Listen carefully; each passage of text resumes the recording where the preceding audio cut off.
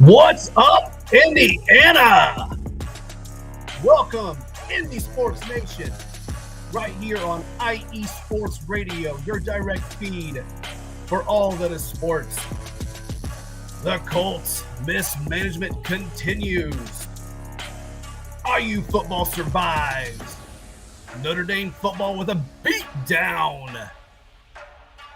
We got that, Pacers, college hoops, so much to discuss. Thank you for joining.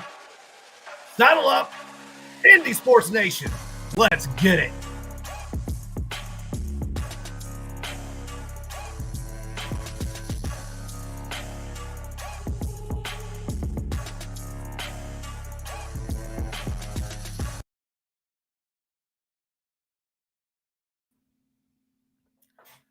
Good afternoon and welcome in, everybody. Big Mike here, Indy Sports Nation, right here on IE Sports Radio, your direct feed for all that is sports. Coming to you live from the great city of Indianapolis, as I do each and every Friday, 5 p.m. to 6 p.m.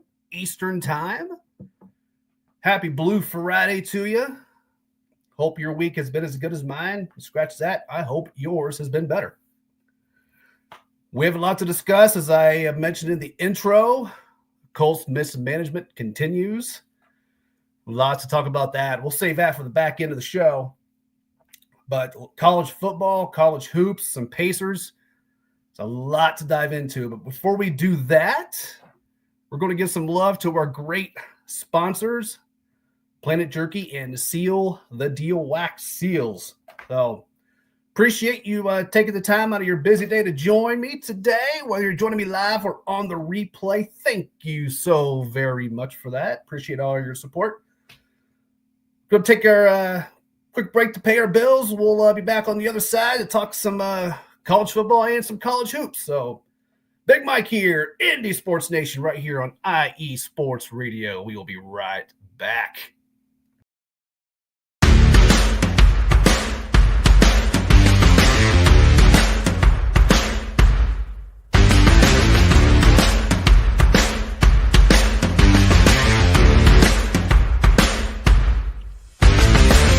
IE Sports Radio fans, this show is brought to you by Planet Jerky Premium Brisket Beef Jerky.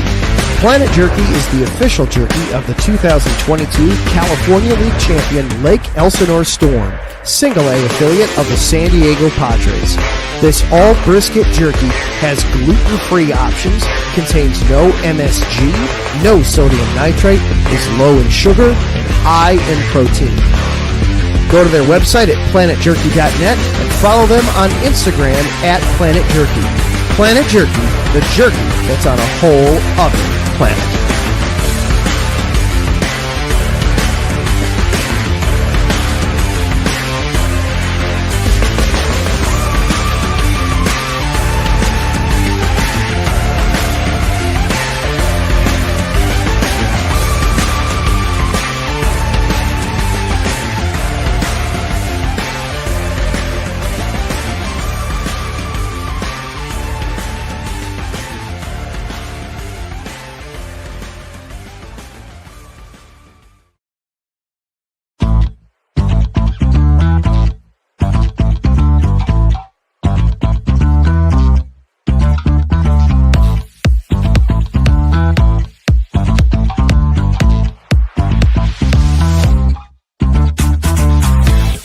Hey there, IE Sports Radio fans. Be sure to check out our sponsor, Seal the Deal Wax Seals by Cecilia B.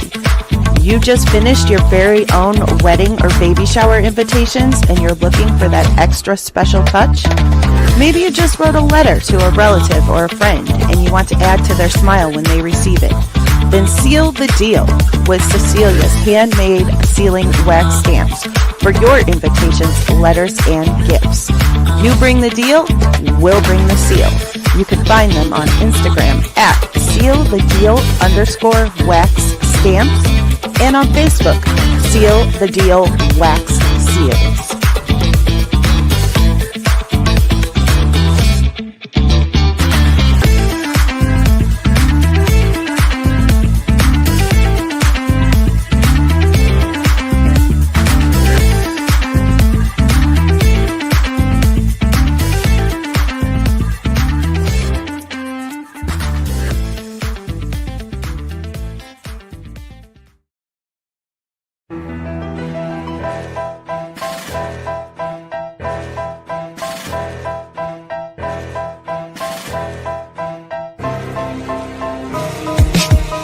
For the last 10 years, IE Sports Radio has been bringing you amazing content ranging from interviewing legendary athletes, coaches, and other authorized media personnel to building tailor-made shows dedicated to all major sports cities around the country. Make sure to follow us at IE Sports Radio on X, Instagram, Facebook, TikTok, and YouTube to keep up with the latest in sports and with all of our shows. Also, make sure to check out our daily updated website at iesportsradio.com. At iesportsradio.com, you can see our daily show schedule and check out all of our show pages with personal bios to learn a little bit more about each of our awesome hosts. In addition to our show pages, you can catch the iSports Radio blog, Hall of Fame, Fans of the Month page, and our merchandise shop, including t-shirts, tank tops, caps, long sleeves, hoodies, and more.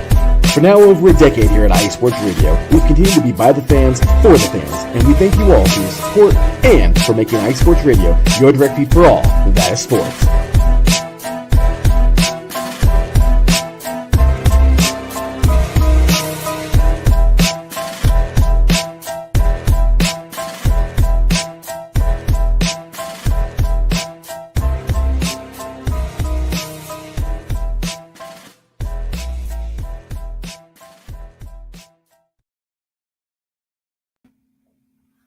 All right, welcome back, everybody.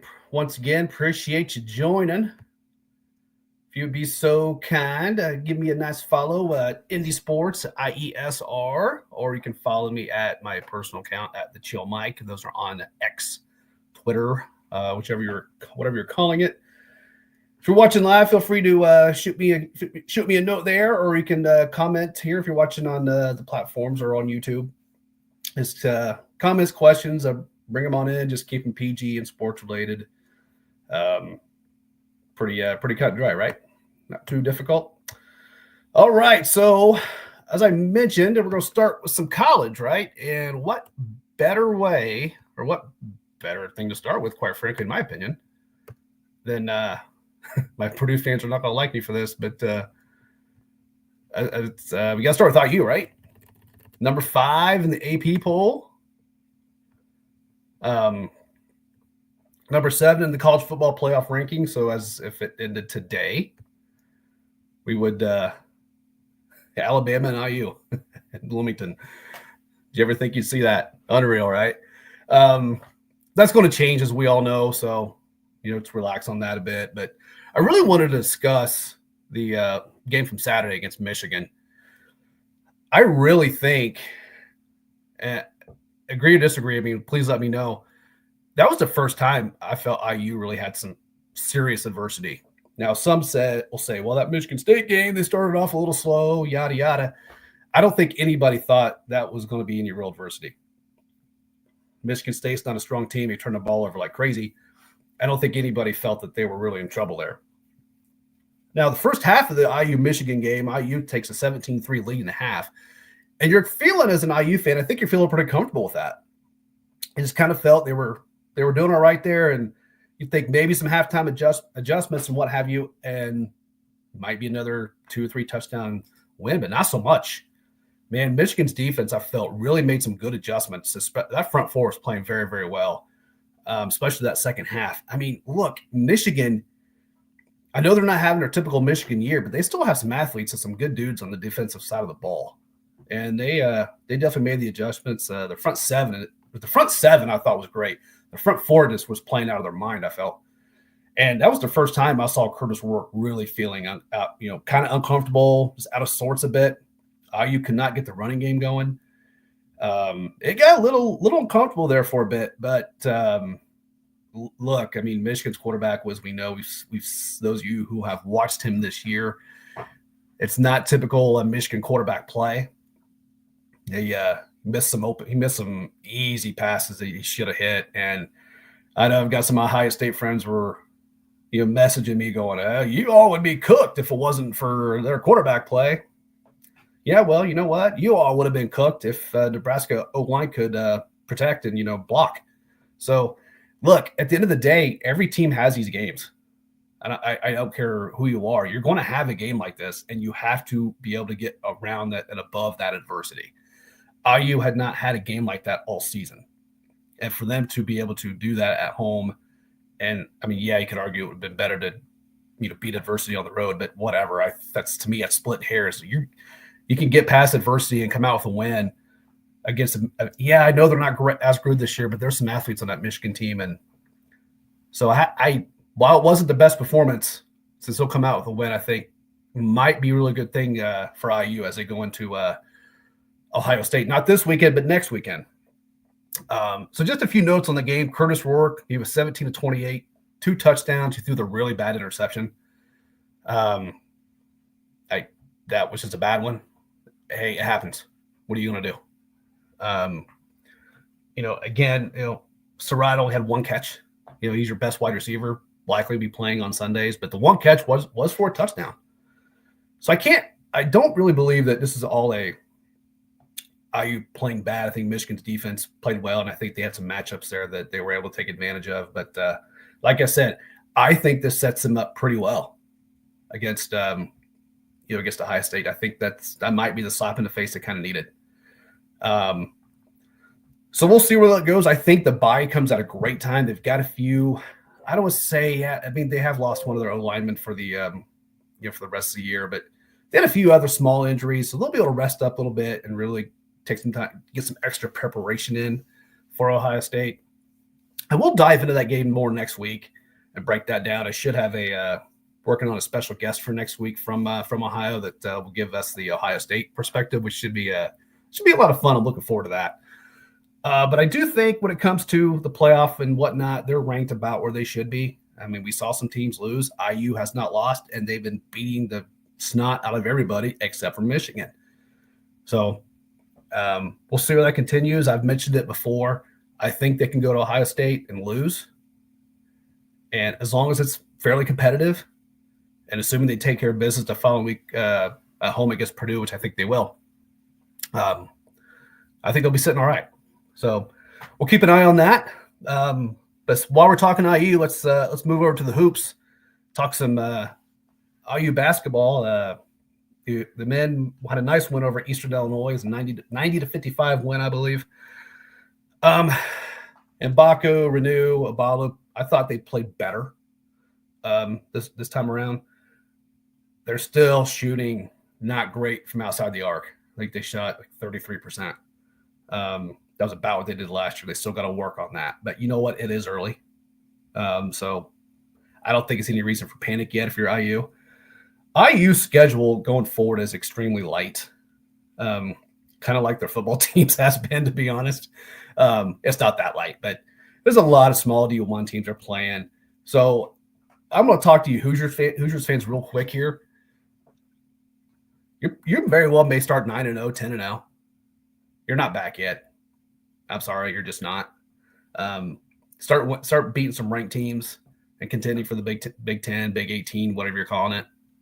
Then maybe. But right now it's just not the case. But I know how IU fans will get. They start winning some games, they'll get all excited, which, okay, we all do, I guess, sure. But this is not a real challenging schedule to start the season. So obviously once we get into conference play, that'll change. But right now I expect IU to take care of business for the next several weeks. So we'll keep an eye on that. I still want to keep an eye on how they're shooting from outside the arc. And right now it's not improving, but again, it's early, so we'll keep an eye on that, see how that goes. But sticking with IU, we'll move to the women real quick. Actually, see, we got a good comment here right now. My boy Terrence watching, our volleyball guru, SoCal stud. So appreciate you tuning in, my friend. We IU women, wow, that was a little bit of a surprise to me. Not that Butler women are not starting off the season fairly well. They're actually unbeaten, which again, a lot of teams are this time of year. I understand, but the IU women go into Butler in the Hinkle Fieldhouse and lose 56-46. Mind you, IU women, this was a top 25, a preseason top 25, and they've lost 2 in a row. One to Harvard, which yikes. I kind of thought they might bounce back against Butler. Again, that's no shade on Butler at all, but no. And you could credit this to Butler defense too. IU shot 33% from the field. And not from 3, but from the field.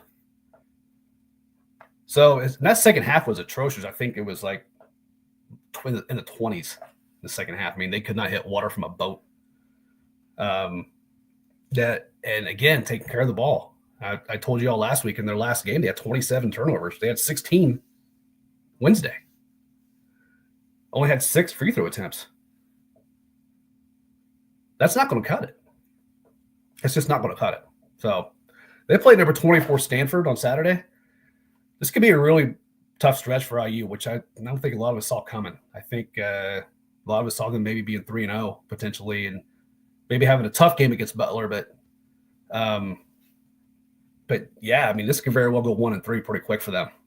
So hopefully, Coach Moore and the girls can, the women, can rectify that, because there's too much talent on this team for this to be happening. So I really, really believe that. So before we go to our next break, I want to go ahead and so we got a lot to discuss. So I want to go ahead and get into a Notre Dame here real quick. Maybe a lot of you may have seen the game on Saturday night against Florida State. That was just a whooping. Just a straight up whooping. There's no other way you could put that. 52-3 final. Riley Leonard, 14-27, 1 touchdown through the air, 2 rushing. I had mentioned to you, and I've mentioned this a few times, that defense is just point of contact. They hit you in the mouth. You are not going anywhere at this point. This defense is playing very, very well. Granted, I understand it's against Florida State, who is having their worst season ever. In fact, I came across an interesting stat today. They have lost more conference games this year than they did over Bobby Bowden's entire career. If you can believe that. That's insane to me. Just kind of shows you where the state of where things are at Florida State, and just something I never thought I would see for sure.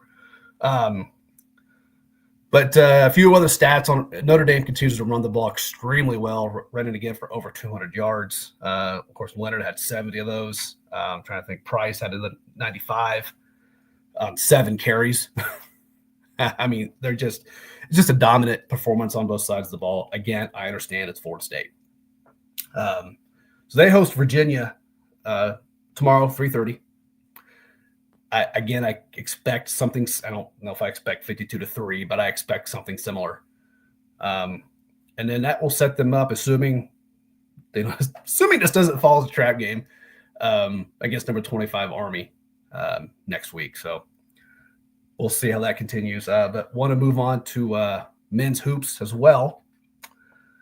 They had a decent win over MAC opponent Buffalo, 86-77. Ty Davis, 27 points. Solid game from him. Shrewsbury and Burton both dropped 19. Neither team shot the ball really well.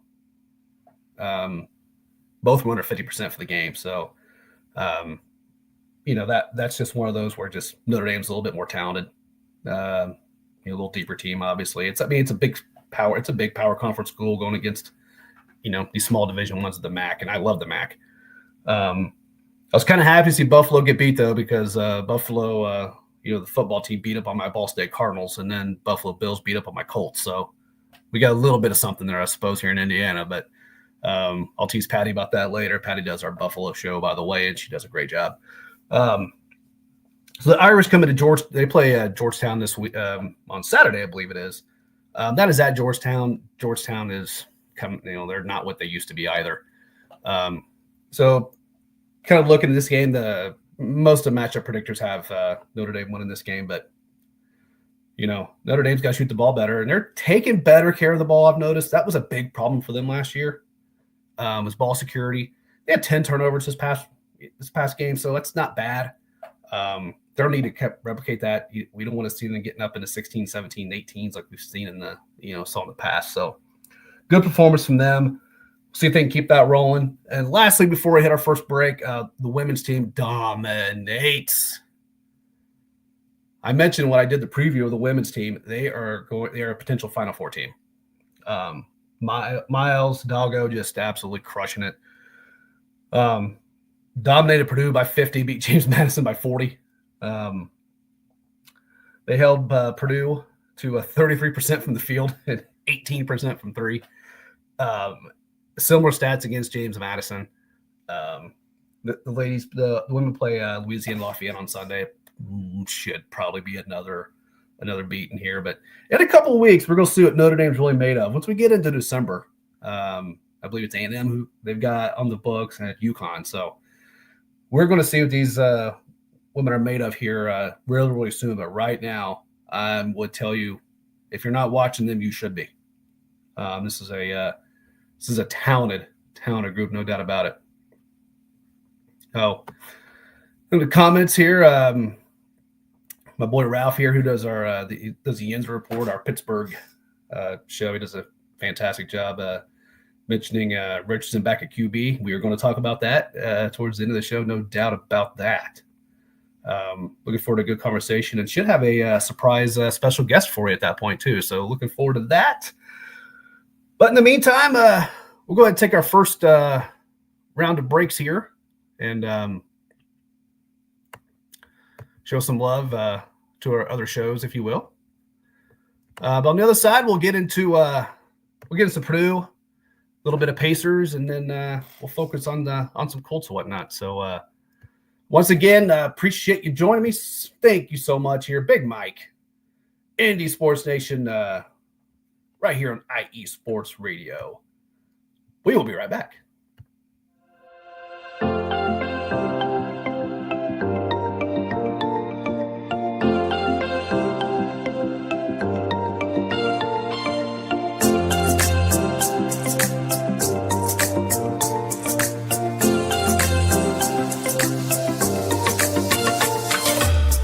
Are you a fan of Buffalo sports? Are you thinking of changing loyalties and becoming a Buffalo sports fan? Do you even know where Buffalo is on the map? Did you know Canada is closer to Buffalo than New York City? Welcome to the Buffalo Huddle, every Tuesday night at 7 p.m. Eastern Standard Time and 4 p.m. Pacific Coast Time on IE Sports Radio, your direct feed for all that is sports. I'm your host, Patty Bax. This is a podcast designed for you, the passionate sports fan. I know you love your sports. Who doesn't?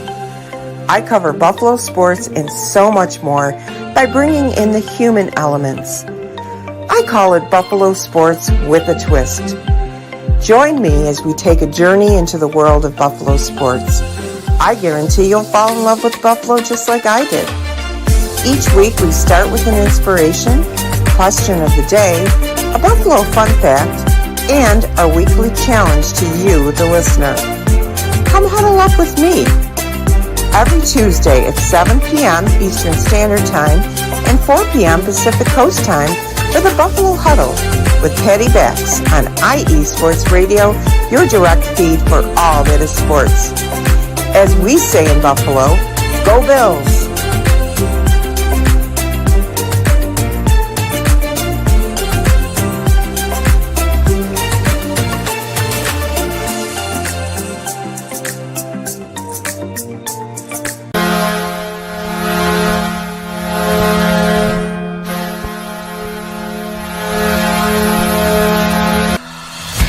Hockey fans, I'm Adam Kernick. And I'm Zach Puplis. Together, we are the newest version of Hockey Talk on IE Sports Radio, The Neutral Zone. Zone. We love hockey, but we also know it's not everyone's first sport. So we want to make this show as much for new fans as for the diehards. Whether you can name all the Swedes on the 08 Red Wings Stanley Cup team, or if you can't tell if Varlamov is a goalie or the latest trendy vodka, we're here to help. With facts, figures, and outrageous fans, we bring you all the hard-hitting hockey news you can handle, while still keeping it fun and on the rails. Well, mostly. So tune in every week as we go around the hockey world, from college to Canada, the minors and the majors, and everywhere in between. So bring your cellies. And your one-timers. You wicked wristas. And be sure to protect your five-hole. Catch the Neutral Zone every week on IE Sports Radio, your direct feed for all that is sports. We promise not to pick on the Arizona Coyotes every episode.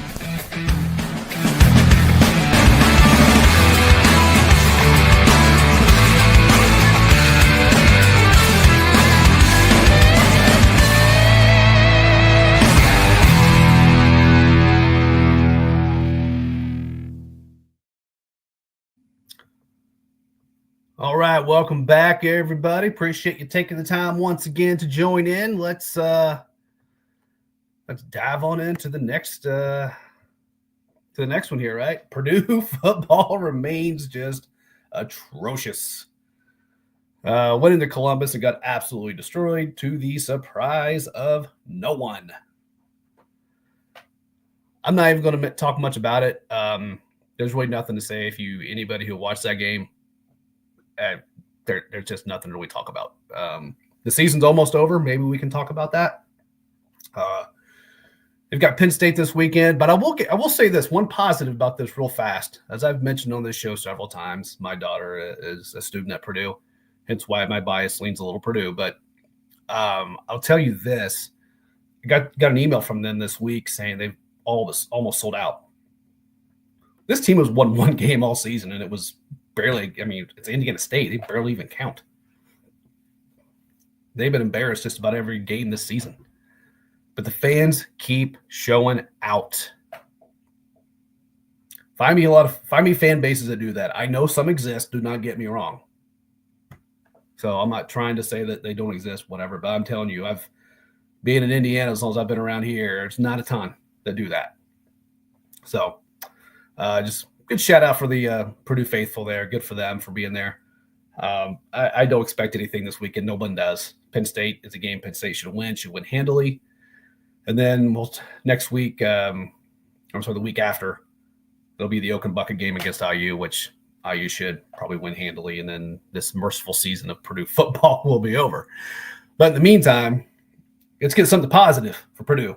Women's volleyball have won their 5th straight after that tough one, Wisconsin, we talked about last week. So 3 over Rutgers last night. Raven Colvin recorded her 600th career block, and Eva Hudson is now on the player of the year watch list as a semifinalist. The draws for these games, they're regularly bringing in 14,000 a night to watch this team, and why wouldn't they? These girls are they've been balling all year long. They still got to find a way to, when it counts to, get some wins over these top 10 teams, but they're up to number 8 in the rankings. We'll keep our eyes on these girls, these ladies, no doubt about it. Just a fun team to watch. Goes without saying. Not going to spend a ton of time on the Purdue women. I touched on that earlier. They were absolutely murdered by Notre Dame, which to the surprise of no one, as I've mentioned, Purdue is this is going to be a rebuild for there's this part of the rebuild process. That's they're just simply outmatched there. There's really no other way to put it. So, what I want to get to though is tonight, 7:00 on Peacock, I believe it is. Purdue men host number 2 Alabama, and this is where I get a tease to Hoosiers fans a little bit because Purdue's strength of schedule will be a little tougher this first. This early stretch of the season.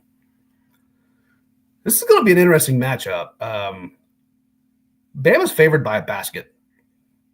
Okay, that's fine. Bama's got some players, no doubt about it. My concern for Purdue tonight, Purdue's post defense has been not good. You can tell that's where they're missing Zach Edey. Now, Daniel Jacobson, the freshman who was brought in to replace Edey, 7'3", 230-pound guy. I still don't believe he's 230 pounds, but that's neither here nor there. He is going to be out for the year, unfortunately, with a broken tibia. So that is not good for Purdue. I'm trying to find the positive here because Jacobson's so young. He's 18 years old. I mean, you see in his face, he looks like he's 12. It's the good thing here is he can bulk up a little bit. He's get a little bigger. But from a defensive standpoint for Purdue, that hurts. I didn't really think he would be a huge contributor offensively. Not that he wouldn't contribute, don't get me wrong. But this is a team that's run through Braden Smith. It's just like with the Pacers. Tyrese Halliburton orchestrates everything. Braden Smith is the orchestrator for Purdue. So defensively, that kind of is a bummer. He's out. So right now, I mean, I need to see something big from Trey Kaufman-Renn tonight, in my opinion. That's just my view. Obviously, the guards always got to play well. Braden usually does. I need Fletcher Lord to make some shots. And we need some of these other bigs, get in there to, at least plug the defense, right? You got to be able to plug the paint just so we can do something here. Burgess, maybe. I mean, if he can have a game, I don't know if many fans are holding their breath there. Some would say the same about Berg, but look, they got to improve that post defense. They had a win over Yale this week. Yale's actually not a bad Ivy League team. They're really not. And they hustled and they made some shots, but man, they had some success in the paint, and that's really where I'm worried about Purdue. I mean, Purdue's not used to playing this small ball type stuff, so Painter's adjusting to it, and I think he'll get there. But I'm really interested to see this game tonight. I think it'll really kind of give us an idea where where Purdue is and where they need to get to or where they will be. So 7:00 on Peacock, I believe that is, as I mentioned earlier. So again, looking forward to that. Before we get to the Colts for the remainder of the show, do want to get into some Pacers. For those of you who follow me or follow the show or what have you, you may have seen. I had a pretty good weekend last weekend. I got to go see the I don't know if I say it was a good weekend, but the Colts lost. But I mean, went to the Colts Bills game, and then right after that, game ends around 4:00, and then just a few blocks down is Gainbridge Fieldhouse. So I get to go watch the Pacers Knicks, which made for a long Sunday, but also a very fun Sunday. So I just want to recap the Pacers a little bit. They're in action tonight against the Heat at home. Part of the I think they're now calling it the NBA Cup, the preseason tournament, as most would refer to, I suppose. Whatever you want to call it, right? So we will. I just want to recap that this week, and on that note, real fast, if you're a Hoops fan, go to social media, go check out the Pacers social media, check out the court for the NBA Cup. It is fire, just straight fire. But anyway, since we were together last, horrible game in Charlotte, just awful on Friday. Really just no excuse. The Knicks game, the Knicks Pacers game on Sunday felt just like the semifinals from last year. Place was hopping, full of energy, two teams balling out. Pacers get a much needed win there. Mathurin at 38, Halliburton with 35, 14 assists. That's the Halliburton that we here in Indiana we know and love. Meanwhile, Mathurin, I've mentioned earlier, he should be sixth man of the year. I don't think that's the case anymore because he's starting because of injuries. He might be a freaking all-star before it's said and done. He dropped 38 that night. He's done a lot of things right. So just to kind of add a note on that front too. So the Pacers are without Neesmith and Nebhard. So two of their starting five are out. They're going to be out for at least another probably 3 weeks. Which has made Coach Rick Carlisle have to kind of change his rotations and bring some new things in because, mind you, as I mentioned a few weeks ago, you got Wiseman and Jackson are two bigs that are done for the year. So the bench is just not what we're used to having. It's just not it's just Carlisle's got a challenge there to kind of figure this out. But I have noticed that Halliburton has been orchestrating much better, even though they did lose last night in Orlando, which was a tough one because I'm sorry. He had assists, but he had 8 in the first quarter, and then that was kind of it. I can't have him scoring 9 points, Miles having 11 points, and expecting to win. I mean, Siakam and Mathurin have been solid spots for the Pacers this year, and I expect that to continue, but just need some more consistency there. Like I said, from orchestrating, I'm seeing better things from Halliburton. But 9 points are going to cut it. I don't need him to score 30. Just need him to get 17, 18, something like that. So we'll see how it goes. I liked him to win tonight. No Jimmy Butler for the Heat. He's, I think last I saw he's due back, I think for their next game, actually. So we'll see how it looks out for the Heat. But I'm not too worried about the Pacers, to be completely honest with you. The Cavs are on some sort of crazy, wicked fire streak that we haven't seen in a long time. I mean, kudos to them. And the Celtics are still going to be the Celtics. But after that, everybody's kind of just bunched together. So, they got time to work this out and get some consistency here, and I expect that to happen. I really do, but might just need a little bit of patience here, but we'll get there. So, so on that note, once again, thank you all for listening. I appreciate the few comments that have come in. I've gotten a few texts as well, which is always kind of nice. Thank you so much for listening. Thanks for the support. We're going to take our final round of breaks here, and technology pending here should have a guest for us here for y'all, and we're going to talk the drama that is the Indianapolis Colts on the other side. So once again, thanks for listening. Big Mike here, Indy Sports Nation, IE Sports Radio, your direct feed for all that is sports. And we will be right back.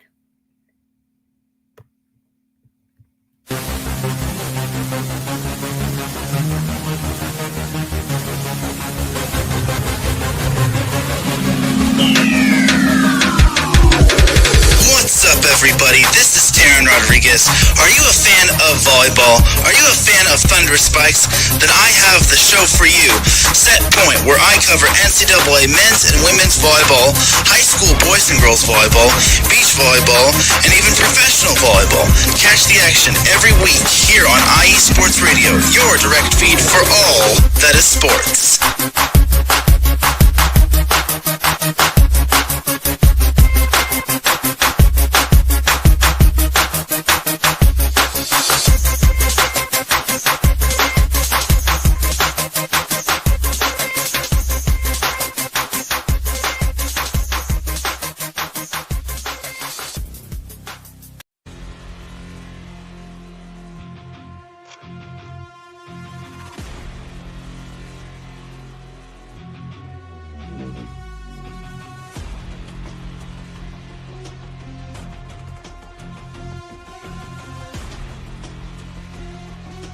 What's up, Pittsburgh? This is Ralph Galise, the host of the Injury Report on IE Sports Radio, your direct feed for all that is sports. Are you that passionate diehard Steelers, Penguins, Pirates, or just a Pittsburgh sports fan?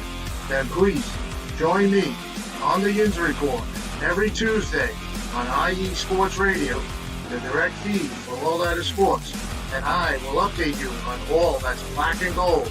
Have you telling your Pittsburgh fans and friends what's up with Pittsburgh sports.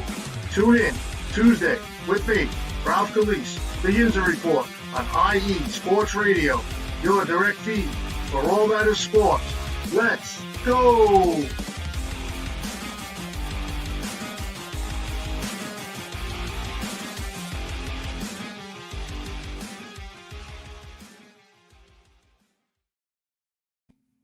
All right. Welcome back, everybody. Thank you once again for tuning in.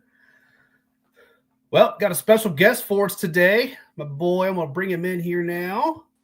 Barring technology. Here we go. My boy, Zach from the Blue Stable here in Indianapolis, where we these guys cover Colts 24/7, 365, I believe, if I'm not mistaken. Am I right, Zach? Yeah, I think Landon and the guys are live right now, actually. Here we They're go. Talking some New York Jets preview and some of the other drama that's happened throughout the week. So check them out. Some of the drama? Just some. There's never a dull moment in Indy. There is never a dull moment in Indy. You're absolutely right. Zach, how the heck are you today, buddy? I'm doing good, man. How are you? Cannot complain. Thanks for taking the time to jump on. I appreciate you having me, man. Anytime. So before we dive into the soap opera, I thought we would kind of just recap the game from last week. I mentioned earlier in the show, 30-20 loss to the Buffalo Bills. It really wasn't that close. The garbage touchdown there at the end of the game for the Colts. But I wanted to ask you this. I think you and I might be on the same page here, but correct me if I'm wrong. Beginning of the year, we're talking, we wanted Gus Bradley out of town. All we were doing was trashing the defense nonstop. This past few games, and especially on Sunday, the defense, I felt, played good enough to win that game. What do you think? I think they've played well enough to win the last 3 games. I agree. Gus Bradley's been on fire. He's putting guys in positions to succeed. We're taking the ball away, setting the offense up in good spots, and then the offense isn't returning the favor. They're putting defense right back on the field. bad spot, a lot of turnovers. There's no reason we shouldn't have been able to win the last 3 games. I agree. I mean, and that's no hate. That's no shade to the Buffalo. I mean, look, we started that game with Josh Allen with the ball, and a lot of people would say as of right now he's very well may end up winning the MVP this year. And he got him on a 3-and-out. Yep. 3-and-out.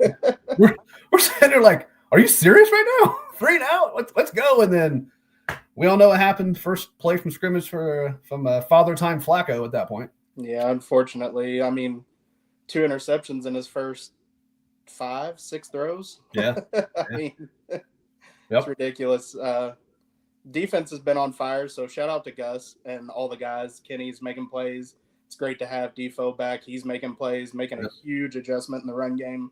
So it's great to see them playing well. Now we just need to get the other side of the ball playing that well. Yep, that's exactly right. That'll just lead us into the drama of the week. Nice little segue. Before we get into that, what do you think of so for those of you who are listening and watching may not say, Kenny Moore just laid it on the line after the game and kind of pretty much just called everybody out for not showing, no, I should say everybody, but calling some players out for not showing the effort, not doing what they need to be doing as professionals. I personally love that.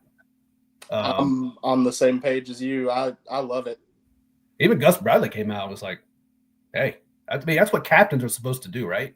Absolutely. And Gus said it best. He said, those are the kind of things that you talk about in the locker room that can make your team take that next step and get them playing at the same level that you are. Yep. And we all saw Zaire and Blackman, kind of echoed similar sentiment. And I think that's great because, I was reading, I think it was Peyton who said it was like, hey, man, like if they like you, sometimes you're not supposed to be the likable guy. Sometimes you got to be the guy that's got to crack the whip, even as a player, right? I mean, absolutely. As a captain, you got to hold everybody accountable. Exactly right. Part of the drama in Indy. Yeah. Well, speaking of that, so it appears that Anthony Richardson's off suspension. 2-week suspension. What? What the actual bleep? I don't understand anything that happens in Indy anymore. We all just gave up. Some would say it might be a coincidence that season ticket renewals are up this week. I don't know. I'm not in the front office, but it's a coincidence. Yeah, right. Yeah. I saw the same thing you did, as a matter of fact. Like, oh, hey, season ticket renewals were up, and all of a sudden, Richardson's back in the game. Yeah. After we had change from what they were saying on Monday. Shane on Monday. Joe's our guy. Joe's the guy. Joe's the guy. And then, kidding. It changed on Wednesday. Man, we're losing renewals. We had this hashtag free AR5 movement going on. Then all of a sudden, let's put them back in the game. Absolutely. Yeah. They listened. I mean, another hashtag that worked. But here's what kind of cracks me up, man. And I'm interested to get your feedback on this because I've been very critical of management, and in particular, Irsay and Chris Ballard, our GM, right? So it just blows my mind that we're supposed to buy into the fact that, well, we pulled him. He needs to be a pro and he needs to work on the process and working on being a true pro and a professional and really hammering that down. And I'm going, so we learned that in 2 weeks? I mean, you're absolutely right. I think the thing that left a sour taste in most of the fan base's mouth was the move was made with the intention, this is win now. This is win now. Joe gives us our best chance to win games. That's what we're pushing for. The division was very much, up for grabs. I mean, still not mathematically eliminated, but things are where they are. But that was the thing. Like, you sold us on win now, and then you dropped 2 straight, and they were winnable games. I mean, 2 really good teams in Minnesota and Buffalo, but we had every chance to win those games, and the offense couldn't do it for us. Right. Yeah, that Minnesota game still drives me nuts because people here are critical as, he's missing AR's missing the early easy reads. And you know what? Our 39-year-old veteran just missed one too. Yeah, he threw it right into Byron Murphy's chest. Yeah, and Sermon was wide open for an easy first down. There was nobody within. Yeah, that was the frustrating part. I think that's what gave everybody a little bit of a sour taste on the move. I get, you got to keep things in house, but I think everybody was looking at it. Well, you told us one thing, but really behind the scenes, it's another. Something's got to give somewhere in the middle. Yeah, and I think it's been the Colts' issue for as long as I can remember. Like they just don't know how to manage anything when it comes to this. I would have just almost rather them say, "Hey, listen," because you know how the national narrative was all about the tap out, Yeah, right? Everybody's talking absolutely. about the tap out. I would just rather them come out and say, "Hey, you know what? We saw a few things leading up to this week. We're not happy with that. He's been fined. He's sitting for a week. He's going to learn how to be a leader." I would almost rather that than what they did. Oh no, Joe's our guy for the foreseeable future. Joe's our guy. And you just look silly to me.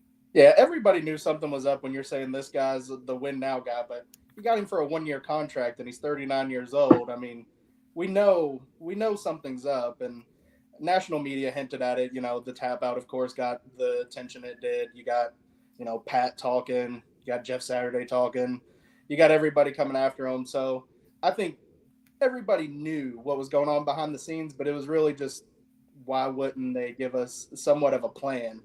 What does that look like for somebody like Anthony, who's 22 years old? I mean, somebody's got to show him the ropes. Yeah, and that's where I come back on management being an issue, because people, I feel like, and we know as Colts fans, but I feel like sometimes other people, who might be tuning in from outside of other markets or in other markets, whether, but he didn't play that much QB in high school. He played 12, 13 games in college. I mean, yeah, I think he had 13 starts. Yeah, I mean, he is green. Yeah, right? He's green. There's only one quarterback younger than him right now in the league, and that's Drake May. And I mean, yeah, you see what they did. They, set him behind Jacoby. He kind of got a feel for how the game is, what the preparation looks like week to week. And unfortunately, we just didn't have something like that for him last year. It ended up in, Gardner and now Joe. And Joe's on record. He's at the end of his career. He doesn't want to mentor somebody. Right. He's just here to, finish out his legacy and kind of see what he can give football back. Yep, you're exactly right. And that's kind of what drives me nuts about the management too, because I mean, here you were last year, ARF, for game 4 gets hurt, done for the year.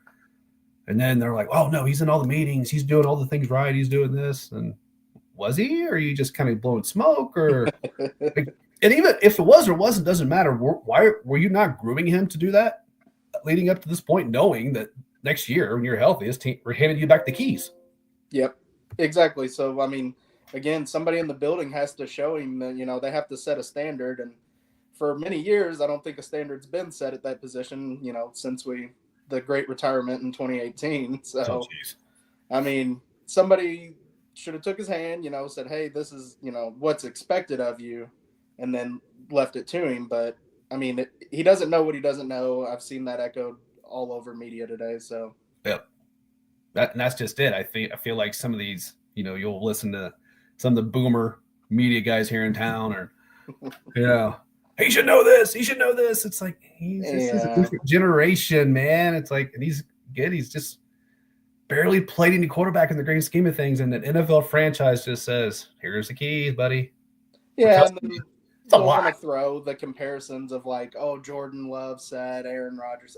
Yeah, but those guys had a prime quarterback in the franchise, and they got to see firsthand what that looks like. I mean, you asked Anthony to do it, but like on the roster, we had Gardner Minshew and Sam Ellinger. Like, how's that working out for Gardner, by the way? Hey, he's getting the start. He's back in the starting lineup again. Yeah, I'll give it to the guy. I mean, he finds a way. He finds a way on the field. He does. I'll give him his due. I know there were some reports when he was here that he wasn't necessarily the ideal teammate, but that depends on who you ask, I suppose. It could be a good thing or a bad thing, and I mean, in our locker room, you never really know. That's true. It's you find out like 10 years later when somebody writes a book, or does an interview series, or some crazy podcast or something like that. Yeah. Last question for you before we start preview the Jets. Oh God, what are your thoughts on Steichen at this point? I was really sold on Steichen last year. I think he did a lot of things, especially in the first. We got to see Anthony for part of 4 games, And I think he, showed obviously what he can do with that type of weapon. We've seen it in Philly with Jalen Hurts, like that tailor the offense to that quarterback. And we really seen flashes, especially the Houston game. Anthony scores 2 early ones in 5 minutes, and everything looks great. But even when he goes down with the injury, Gardner comes in. He still is tailoring the offense to Gardner. Like, Gardner looks like a serviceable quarterback. He looks like a guy that could get you 9, 10 wins, sneak in the playoffs. But this year has just been up and down. And I Yep. feel like he's putting a game plan together for Joe when the game plan really should probably be that way for Anthony. Yep. Give him those easy ones, let him hit those little crossers, let him hit those little screens, get comfortable. Then you can take the deeper shots. And it almost feels like they're getting scared to use his legs. I mean, I get it, but like, that's his number one weapon. Like, he moves like no quarterback moves. Like, outside of Lamar, Right. Anthony is the next talented runner, and I don't understand where the play calling's going this year. Not to mention, last time we saw him, he had a 300-pound D lineman on his back, and he chucked him off like it was nothing. Exactly, and he's the only one playing him.